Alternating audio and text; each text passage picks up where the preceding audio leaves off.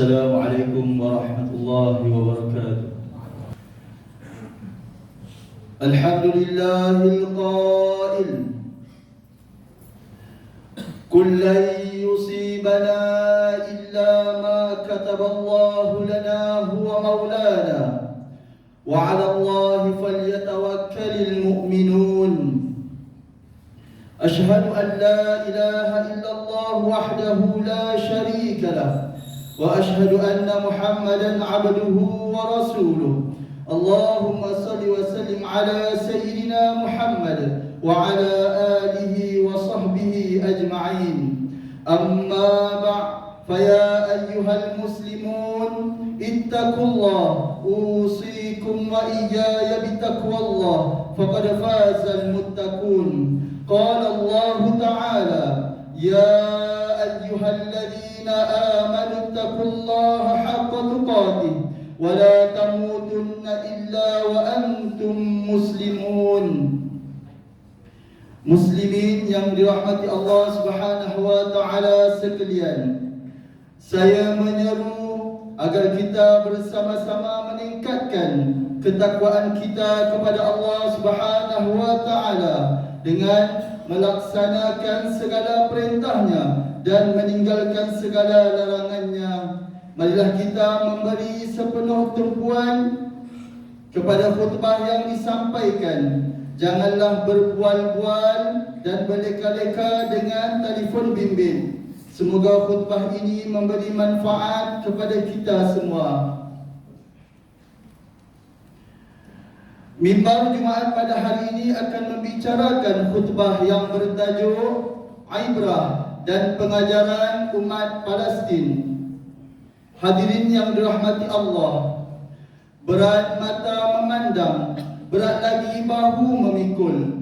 Betapa besarnya ujian yang menimpa umat Palestin sukar untuk digambarkan.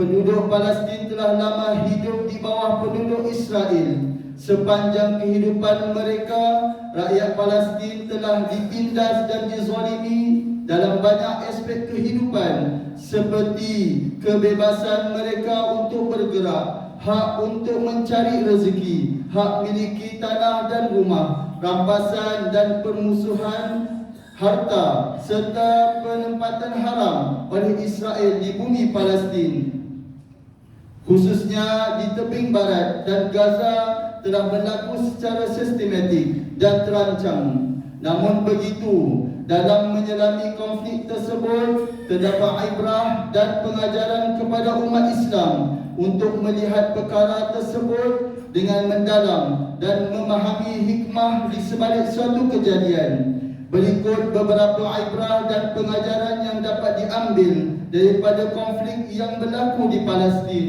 Pertama, ibrah dan pengajaran utama atas percerobohan yang berlaku di bumi Palestin ini adalah betapa perlunya umat Islam bersatu padu, bekerjasama, bermuafakat dan saling membantu antara satu sama lain, kerana perpaduan itu membawa kekuatan, kemajuan dan keberkatan kepada umat Islam.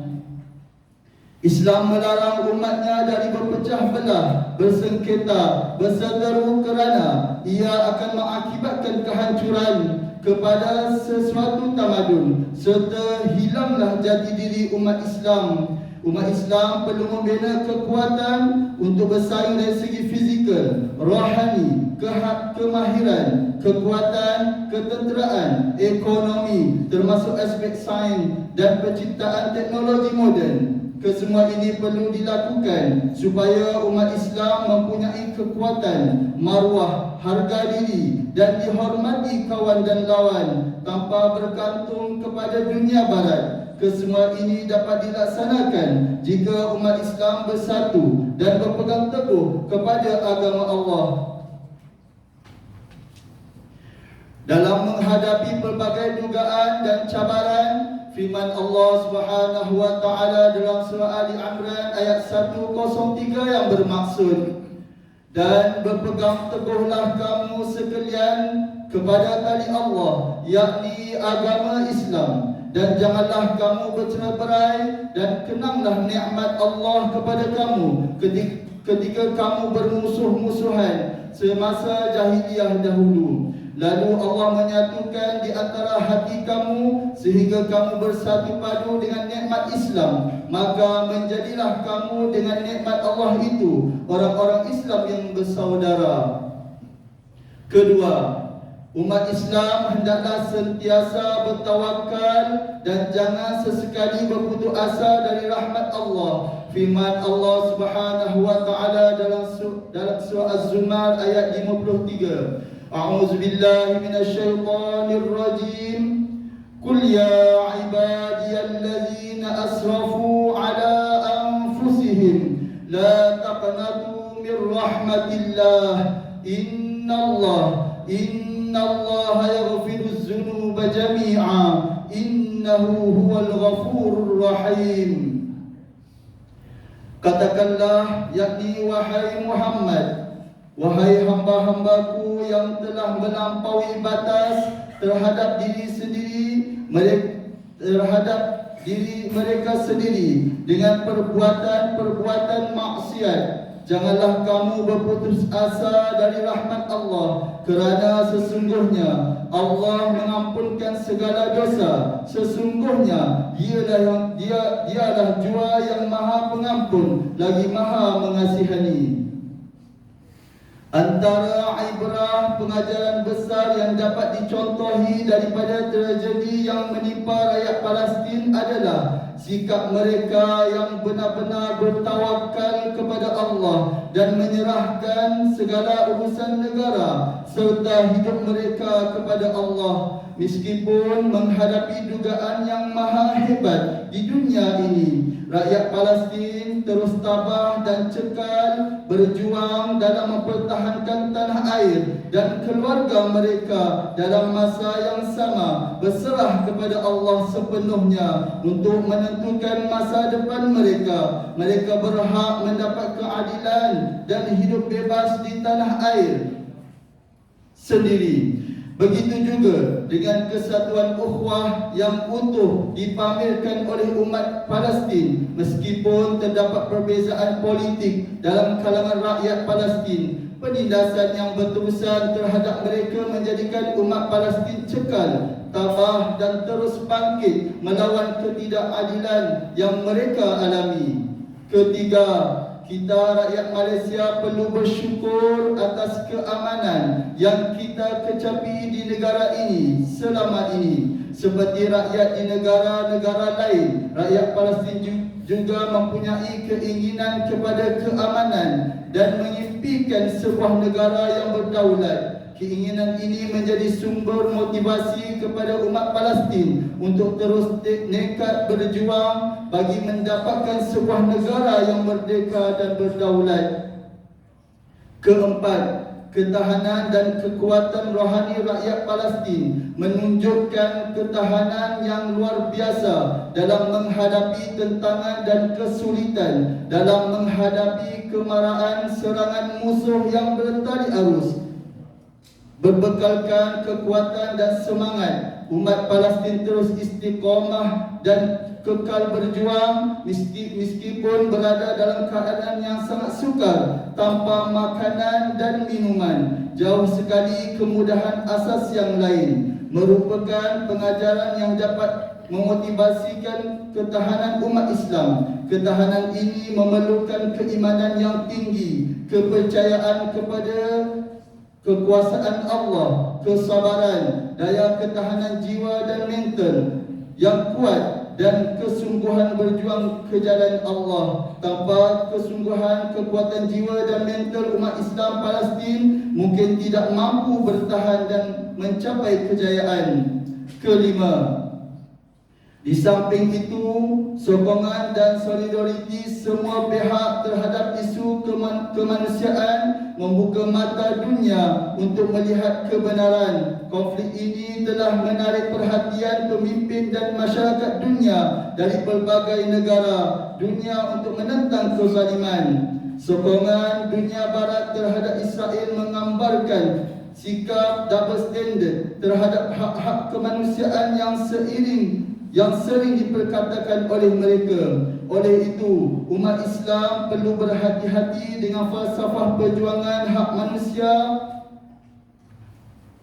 yang digambar-gemburkan oleh dunia barat agar tidak terperangkap dengan dakwah dan perancangan yang meminggirkan hak rakyat Palestin. Lebih mendukacitakan apabila ramai dalam kalangan orang Islam yang terpersona dan tertawan dengan falsafah hak asasi manusia barat yang mengelirukan umat.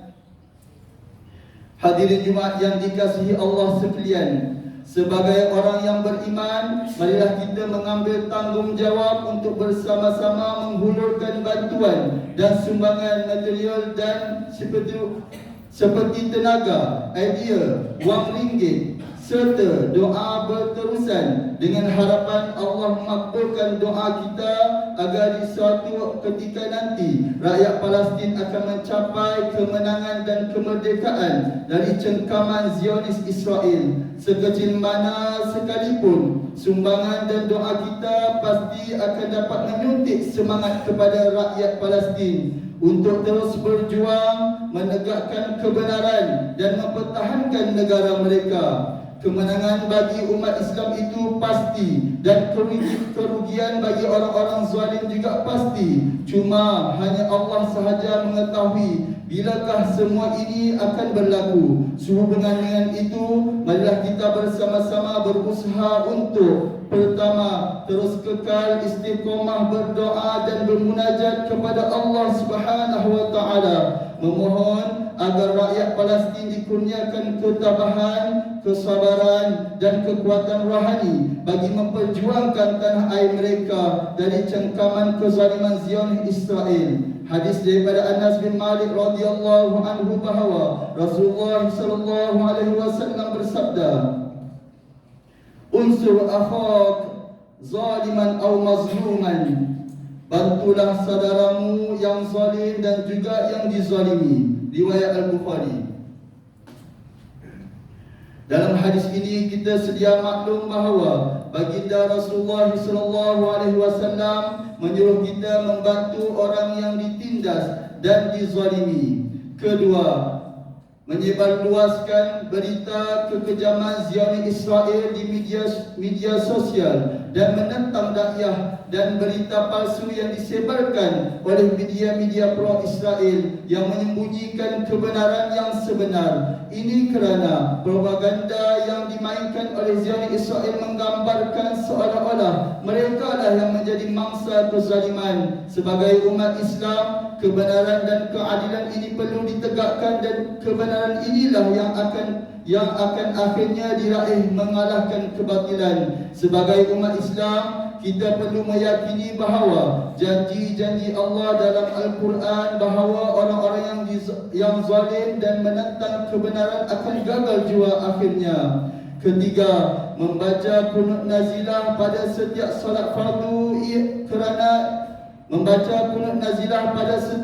fardu kerana ia merupakan syariat Allah, bahkan ia syiar kesatuan ukhuwah Islam. Jika kita bersimpati dengan saudara seiman dan dizalimi, bantulah mereka. Jarak bukanlah penghalang untuk menghulurkan bantuan. Meskipun terhalang, tidak siapa yang mampu menghalang senjata umat Islam. Bahkan syariat Allah ini kekal utuh sepanjang zaman. Ia sangat penting bagi kita yang bakal menjadi warga akhir zaman. Masa depan bakal menyaksikan tribulasi oleh tragedi akan bertimpa-timpa menimpa umat Islam. Ini bukan andaian atau ramalan, bahkan realiti yang ditegaskan oleh baginda Rasulullah sallallahu alaihi wasallam dalam hadis yang diriwayatkan oleh Abu Hurairah radhiyallahu anhu.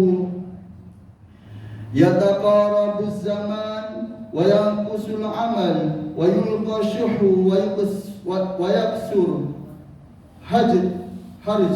Qalu wa ma harju? Qal qatlul al-qatlu.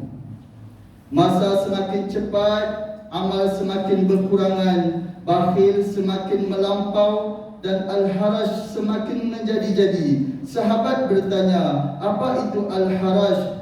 yakni pembunuhan. Riwayat Al-Bukhari.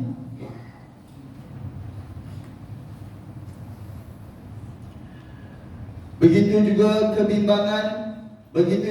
kebimbangan perlu dirasakan kerana terdapat kemungkinan peperangan boleh merebak ke negara-negara berdekatan. Ia mengundang peperangan yang lebih besar dan meluas. Kesannya, kebencian sesama manusia akan berkembang dan sukar dibendung akibat daripada perbezaan ideologi, pemikiran dan pemahaman masing-masing pada masa akan datang. Hadirin sekalian, mengakhiri khutbah ini, marilah sama-sama kita mengambil pengajaran dan penghayatan agar dijadikan pedoman dan panduan kita.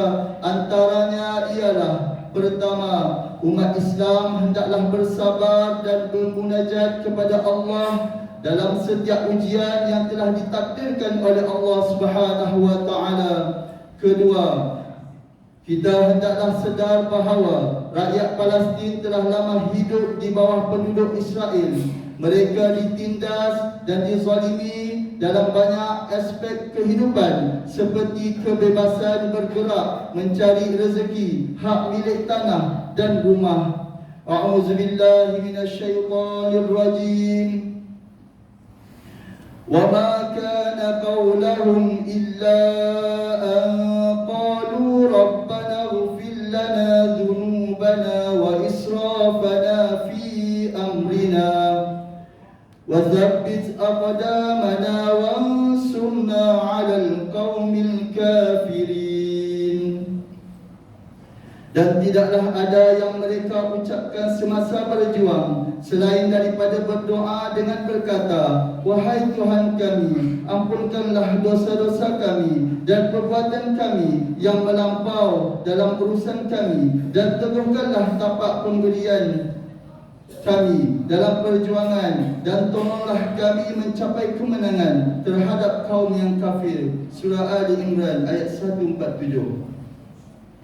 بارك الله لي ولكم في القرآن العظيم ونفعني وإياكم بما فيه من الآيات والذكر الحكيم وتقبل مني ومنكم تلاوته إنه هو السميع العليم. أقول قولي هذا وأستغفر الله العظيم لي ولكم ولسائر المسلمين والمسلمات فاستغفروه إنه هو الغفور الرحيم.